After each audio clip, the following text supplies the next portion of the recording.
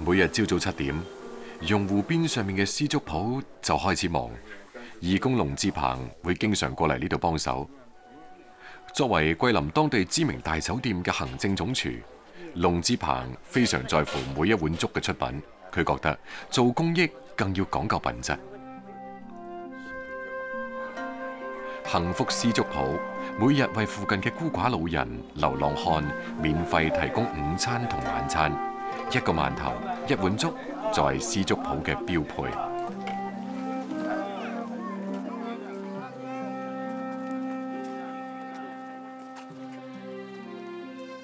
今日龍志鵬接到一個特別嘅任務，好朋友從香港返嚟，話要聚下，點名叫佢做幾味桂林老菜，因為喺外地食唔到啊，好想食。第一道菜就係水浸魚。身為大廚，龍志鵬好講究，特登去到御龍河裏邊釣野生漓江魚。水浸魚顧名思義就係攞滾水將魚浸熟，所以魚唔能夠太大。按照本地人嘅講法，以前桂林山區窮，屋企裏邊冇蒸籠，所以煮魚都係攞滾水渌嘅。呢一道菜就流傳咗落嚟。自從漓江禁止養魚，而家啲魚都係魚塘裏邊養嘅。要想食到天生冇泥腥味嘅草魚，龍志鵬只能夠嚟到御龍河裏邊碰下運氣，睇下可唔可以釣到幾條野生草魚。半日落嚟，收穫唔錯。第二味菜叫桂花香芋盒，一聽個名就知道芋頭同桂花係主角。桂花香芋盒必須要選用當地嘅特色品種荔浦香芋。荔浦香芋好大個，味道甘香軟糯，喺清朝康熙年間就被列為廣西首選之貢品。將魚肉用孔雀刀法切好。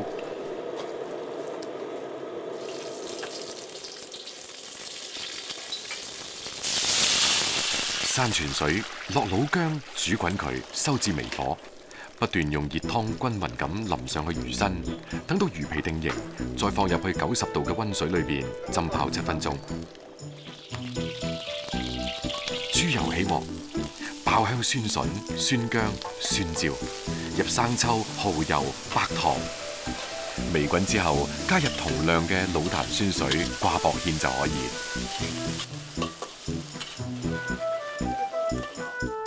將浸熟嘅魚撈出嚟，擺盤淋汁，呢個就係地道嘅桂林船家酸湯水浸魚。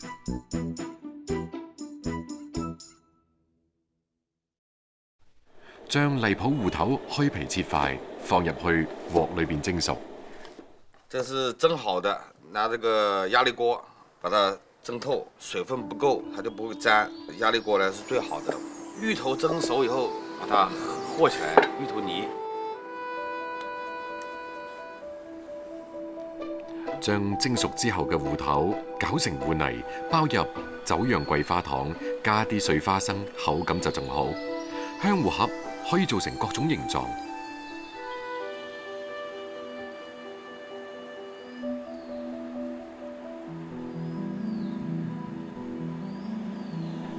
油鑊燒熱，大約60油溫，落桂花香芋盒，等到浮起之後，再炸1分鐘就可以撈出嚟。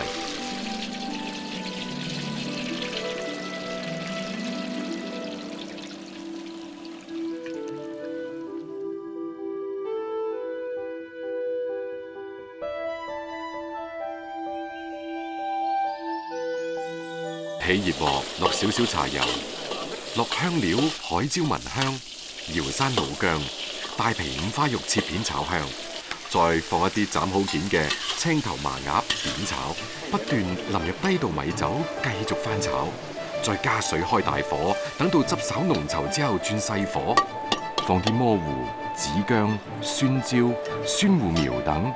出鑊之前，最後再加啲醋血。翻炒均勻，地道嘅桂林醋血鴨就做好啦。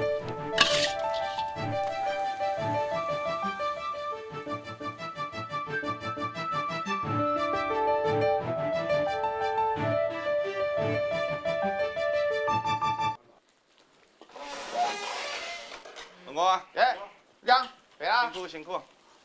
蔣廠一家係老桂林人，只係而家定居喺香港。平時基本上都揾唔到地道嘅桂林菜食，翻屋企一次機會，馬上就揾到龍志鵬。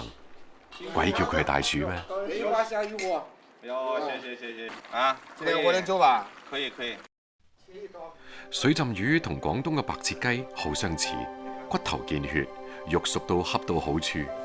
比起清蒸嘅魚嚟得更加滑嫩，酸汁提升咗魚本身嘅鮮，再配埋酸筍，一啖落去，綿中帶脆，鮮中藏酸，口腔裏邊馬上變到美妙起身。現在不是老師傅做不到了，年輕人現在都已經忘掉了這個傳統了。就魚是魚龍鍋裡面掉的。我今天早上掉的，魚頭肉昨天給3個挖的。難得回來一次，就想吃點初雪羊啊，這種家鄉的土菜。你在外面呢，你又吃不到海椒味香。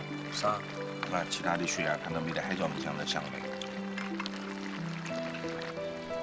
特別嘅香芋味迎面而嚟，滿嘴嘅清甜。當牙齒咬破芋皮，酒釀桂花更濃郁嘅香甜味就衝咗出嚟。兩種唔同味道、唔同程度嘅衝擊變化喺嘴裏邊剎那間完成轉化。就地取材嘅原料，當地傳統嘅烹飪，一道道接地氣嘅家常菜。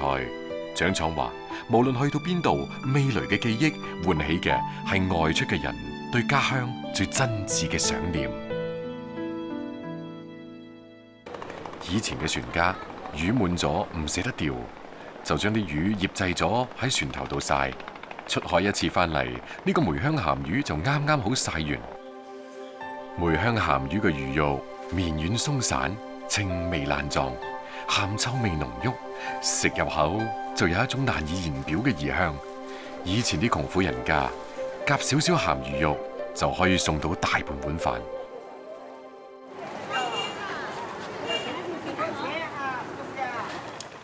唔出海嗰陣，張海兵就會陪太太買餸煮飯。今日太太要整佢嘅拿手菜，亦係先生同細路仔最中意食嘅菜——梅香鹹魚茄子煲同梅香鹹魚蒸肉餅。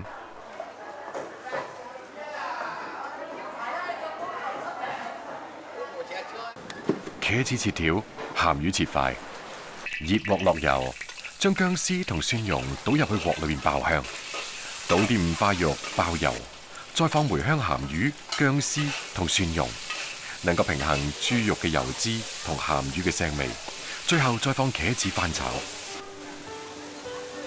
炒軟咗茄子之後，再一齊倒入砂煲，細火煲10分鐘，超級送飯嘅梅香鹹魚茄子煲就出爐啦！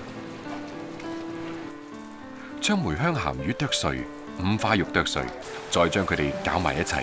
裝盤，上面鋪啲薑絲，放入鑊裏邊蒸15分鐘，鹹魚肉餅就搞掂，簡單方便。